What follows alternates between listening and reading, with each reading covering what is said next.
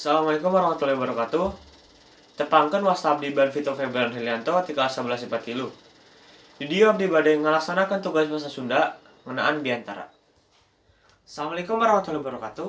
Bapak Ibu anu dipika hormat ku sim kuring sareng rencangan sadayana anu dipika cinta ku sim kuring. Langsung dipayon, urang panjatkeun puji sinareng syukur ka Allah Subhanahu wa taala. Tuhan Esa anu mamasian hidayah sareng inayahna ka urang sadayana.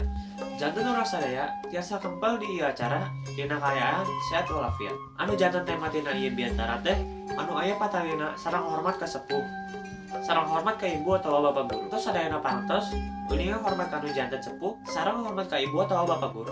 Teh tekinten pentingna sareng kedah diperhatoskeun ku urang sadayana. Malihan pan dina basa Sunda mah anu dianggo kanggo nyarios ka sepuh sareng kerencangan teh dibentenkeun. Eta hartosna memang kedah aya bentenan tawis nyarios ka sepuh sareng nyarios ka rencangan. Salaos nganggo basa naon bae, ari hormat ka sepuh sareng hormat ka ibu atau bapak guru mah tangtos wajib. Mung dina basa Sunda mah eta teh diperhatoskeun pisan. Urang kedah hormat ka anu janten sepuh, urang anu parantos ngurus urang sadayana. Kita anggungna jasa anu janten sepuh urang teh. Kitu oge ka bapak sareng ka ibu guru.